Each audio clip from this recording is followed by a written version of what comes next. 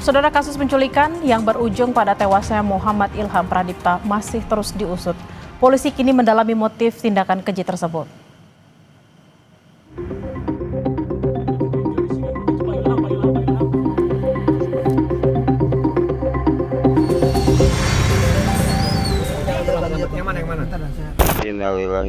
Temuan jasad seorang pria tanpa identitas di kawasan Serang Baru, Kabupaten Bekasi, Jawa Barat, 21 Agustus lalu menguak fakta keberadaan seorang kepala cabang pembantu sebuah bank BUMN yang diculik sehari sebelumnya. Korban ditemukan dengan sejumlah luka di tubuhnya. Penculikan Muhammad Ilham Pradipta terjadi di area parkir toko swalayan di kawasan Pasar Rebo, Jakarta Timur pada tanggal 20 Agustus 2025. Dari rekaman CCTV terlihat, kawanan penculik sengaja memarkir mobil minibus di dekat mobil korban. Korban yang bermaksud masuk ke dalam mobilnya tiba-tiba dihadang oleh para pelaku dan didorong secara paksa ke dalam sebuah mobil berwarna putih. Seorang rekan korban sempat mencoba mencegah, namun mobil melaju kencang. Korban kemudian ditemukan tewas dan dari hasil otopsi terhadap jasad korban di Rumah Sakit Bayangkara Kramat Jati ditemukan adanya tanda kekerasan benda tumpul yang menyebabkan korban sulit bernafas. Ditemukan tanda-tanda kekerasan pada bagian luar dan dalam tubuh korban. Ada tulang leher dan dada yang menyebabkan dia kesulitan bernapas. Luka-lukanya bagian dada dan leher. Sayatan atau Benda tumpul. Setelah dilakukan otopsi di Rumah Sakit Polri Kramat Jati, jenazah Muhammad Ilham Pradipta langsung dibawa ke Pemakaman Umum Situ Gede, Kecamatan Bogor Barat pada Kamis malam. Para pelayat yang sebagian besar merupakan rekan-rekan korban ikut mengantarkan almarhum ke tempat peristirahatan terakhir. Sementara istri korban meminta agar polisi bisa segera menangkap pelaku utama penculikan dan pembunuhan suaminya ini. Teman-temannya juga kasih penilaian suami saya itu orangnya baik, sangat baik, banyak kesaksiannya. Jadi harapan saya ketika pelaku udah ketemu dihukum setimpal, seberat-beratnya. Karena suami saya orang baik tapi diperlakukan dengan cara tidak baik sampai kehilangan nyawanya. Cepat nangkep pelaku, terus ketahuan motifnya apa, otaknya apa, karena kan selama ini kita masih bertanya-tanya kenapa bisa suami saya yang kata orangnya baik kok bisa diperlakukan tidak baik gitu. Setelah rangkaian penyelidikan, polisi mulai merangkap para pelaku penculikan yang berujung kematian Muhammad Ilham Pradipta. 3 pelaku ditangkap di Jakarta, sementara 1 orang dibekuk saat baru tiba di Nusa Tenggara Timur untuk melarikan diri. Di depan tuh Teng, pepet tuh Teng. Tak lama berselang, polisi juga menangkap 4 orang lagi yang diduga sebagai aktor intelektual di balik penculikan dan juga pembunuhan kepala cabang pembantu sebuah bank BUMN itu. 3 pelaku ditangkap di Solo, Jawa Tengah, yakni berinisial DJ, YH, dan AA. Sedangkan 1 pelaku berinisial C ditangkap di wilayah Pantai Indah Kapuk, Jakarta Utara. Untuk menyelidiki motif dan juga peran para pelaku, mereka kini dibawa ke Polda Metro Jaya untuk diperiksa. Tim Liputan Kompas TV. Sebagian antara para pelaku penculikan hingga tewasnya Muhammad Ilham Pradipta diketahui tinggal di kawasan Johar Baru, Jakarta Pusat, saudara. Di rumah inilah para pelaku tinggal hingga akhirnya ditangkap polisi. Menurut Ketua RT setempat, para pelaku sudah menempati rumah tersebut sejak bulan Juni 2025. Awalnya hanya ada 3 orang yang tinggal di tempat tersebut, namun belakangan diketahui jadi 5 orang. Kalau yang saya tahu sih ada 5, belakangan 5 ya, cuma kalau sebelumnya cuma 3 orang. Oke, 3 orang itu termasuk dengan pelaku yang ditangkap yang Ibu kenal tersebut atau seperti apa? Yang saya tahu sih namanya Berto sama Eras, yang satu lagi saya nggak tahu. Terus yang 2 lagi saya nggak tahu malah namanya gitu. Ya biasa aja, layaknya ada temennya gitu kan, ngobrol-ngobrol, pintu gerbang juga selalu terbuka. Terus pintu rumahnya juga selalu terbuka gitu kan, suka kebuka ngobrol biasa lah. Total ada 8 pelaku yang sudah ditangkap dalam kasus penculikan dan pembunuhan seorang kepala cabang Bank BUMN Muhammad Ilham Pradipta. Namun bagaimana peran dan motif sesungguhnya dari tindakan keji tersebut belum terungkap. Untuk membahas hal ini kita akan berbincang dengan kriminolog Universitas Budi Luhur Luki Nuhardianto. Selamat siang Mas Luki dengan Bella di studio. Ya, Mbak Bella, salam kenal. Mas Luki, tadi ada informasi juga dari Ketua RT yang mengatakan di bulan Juni 2025 di rumah tersebut yang mengontrak ada 3 orang. Kemudian seiring berjalannya waktu ada 5 orang. Dan juga ada informasi tadi ada 4 orang yang dikabarkan jadi aktor intelektual di kasus ini. Bagaimana Anda menganalisis kasus ini?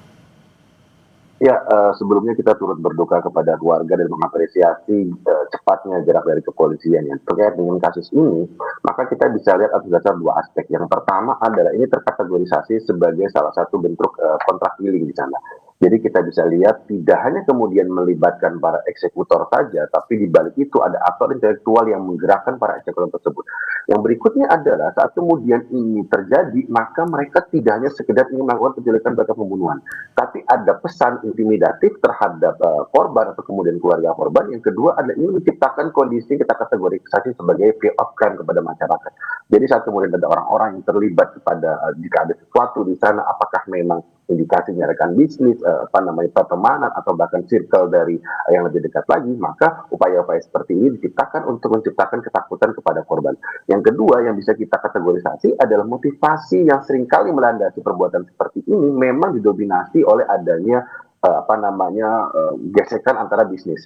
Kecil kemungkinan jika memang ini mengarah kepada bagaimana kemudian dendam atau sisi personal dari korban dengan para pelaku. Tapi yang bisa kita lihat bagaimana kemudian kejahatan seperti ini sangat rapi sekali, memiliki organisasi yang baik dan bahkan seringkali bertindak dengan peran serta masing-masing pihak bahkan secara lebih terstruktur lagi. Kurang lebih demikian, Mbak Bella.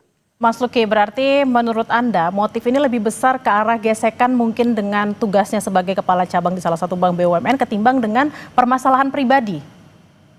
Betul, seringkali jika kita melihat bagaimana kemudian kasus-kasus yang terjadi di Indonesia, jika memang ini permasalahan pribadi, biasanya eksekutor yang kemudian menjadi pelaku utama adalah orang-orang terdekatnya, atau kemudian orang-orang yang memiliki interaksi baik kemudian secara emosional, atau kemudian secara transaksional kepada korban. Dan biasanya juga orang-orang seperti ini akan melakukan tindakan secara langsung. Yang kedua, dalam konteks bisnis, mereka akan berupaya memanfaatkan orang-orang yang tidak berkaitan langsung dengan diri korban atau bahkan dengan diri pelaku. Mereka akan lebih mudah untuk kemudian memanfaatkan kontrak dealing tersebut atau pembunuh bayaran untuk kemudian menjadi eksekutor di sana. Yang ketiga adalah saat kemudian ini terjadi gesekan, maka unsur bisnis dalam hal ini apakah memang berkaitan dengan tugas dia sebagai kepala cabang atau kemudian berkaitan dengan tugas-tugas dia sebelumnya, tentu akan memberikan efek buruk gitu ya, atau backfire effect kepada instansi di mana dia bekerja. Maka yang perlu kemudian ditelusuri adalah tidak hanya sekedar kemudian memetakan bagaimana keterkaitan antara korban dengan para pelaku antara yang kedua, tapi di balik itu apakah memang ada sesuatu yang ingin disembunyikan oleh korban atau bahkan ada sesuatu yang ingin diintimidatifkan kepada diri korban dari pelaku utama tersebut. Mas Luki, kalau kita lihat kan memang mungkin penculikannya sudah direncanakan sedemikian rupa karena kita lihat ada di CCTV-nya kelihatan di waktu siang hari dan di tempat terbuka seperti itu ya. Nah, memang penculikannya direncanakan, apakah memang kematiannya juga direncanakan? Ya, jika kita lihat dari pola yang kemudian dilakukan, siang hari, maka bisa kita lihat pola pembunuhan yang dilakukan seringkali didahului oleh adanya sikap intimidatif. Jadi dengan penggunaan alat-alat yang digunakan atau kemudian hasil dari visum atau bahkan otopsi dari korban, maka cenderung itu adalah benda-benda tumpul, maka sebenarnya bisa jadi juga korban dibenturkan kepalanya atau kemudian dilakukan pemukulan terhadap diri korban untuk bisa menceritakan sesuatu yang harus diketahui. Yang kedua adalah jika memang ini dilakukan di siang hari, maka sebenarnya para pelaku yang kemudian terlibat di sana itu berupaya untuk memunculkan satu efek bahwa terjadinya penyalahgunaan atau kemudian ada suatu rahasia yang diketahui oleh korban atau bahkan ingin ditutupi oleh korban dari diri pelaku utama. Sehingga bisa kita lihat yang pertama ingin ditampilkan adalah sikap intimidatif dari para pelaku kepada diri korban. Yang ketiga, jika memang kemudian para pelaku tidak kemudian dibekali dengan persenjataan yang cukup untuk bisa menghabisi nyawa korban dalam hal ini, seringkali mereka akan bersifat sangat responsif bahkan sangat reaktif jika memang informasi-informasi yang diberikan oleh korban tersebut tidak bisa didapatkan secara nyata dan tidak bisa memuaskan para pelaku tersebut. Nah, yang keempat tadi juga kemudian pertanyaan dari Mbak Bella adalah apakah memang ini didahului dari sikap intimidatif? Bisa jadi demikian. Yang kedua adalah jika bisa kemudian ini sikap intimidatif, maka cara terakhir untuk bisa agar korban kemudian tidak membuka suara adalah dengan dilakukan pembunuhan. Meskipun memang mereka tentu memiliki satu skenario atau satu plan tertentu saat kemudian mereka melakukan penculikan, ada satu ingin didapatkan. Yang kedua adalah saat kemudian korban diakhiri hidupnya, maka mereka berupaya untuk kemudian agar korban membungkam rahasia yang kemudian bisa mereka simpan atau bahkan tidak membongkar rahasia yang lebih besar lagi bisa membahayakan pelaku intelektual dari kejahatan tersebut. Nah, kemudian Mas Luki, ada 8 orang yang diamankan dan juga diduganya ada 4 orang yang menjadi dalang dari kasus ini. Menurut Anda apa yang harus didalami lebih lanjut supaya kasus ini terang benderang? Ya, tentu jika kita melihat, kita gradasikan gitu ya, ada 3 fase di mana kemudian keterlibatan dari masing-masing pelaku ini memiliki peran masing-masing. Yang pertama adalah orang-orang yang memang terkategorisasi sebagai aktor intelektual dan mereka memiliki mensrea untuk dapat menghabisi nyawa korban dengan menggunakan orang-orang yang memang sebagai eksekutor. Yang fase kedua adalah pihak-pihak yang berada pada fase eksekutor, mereka seringkali bertindak atas dasar pesanan, mereka bertindak atas dasar bagaimana kemudian pembunuhan dasar ekonomi. Yang kemudian menjadi menarik adalah apakah memang keterkaitan dari pelaku intelektual terus kemudian eksekutor tersebut dan kemudian ada orang yang kemudian menggerakkan keempat orang yang terakhir ditangkap ini untuk bisa meredam berbagai isu atau kemudian skandal-skandal yang seharusnya korban mengetahui. Yang kemudian bisa ditelusuri adalah sejauh mana komunikasi yang terjadi antara kedua pihak atau kemudian eksekutor dengan para pelaku intelektual.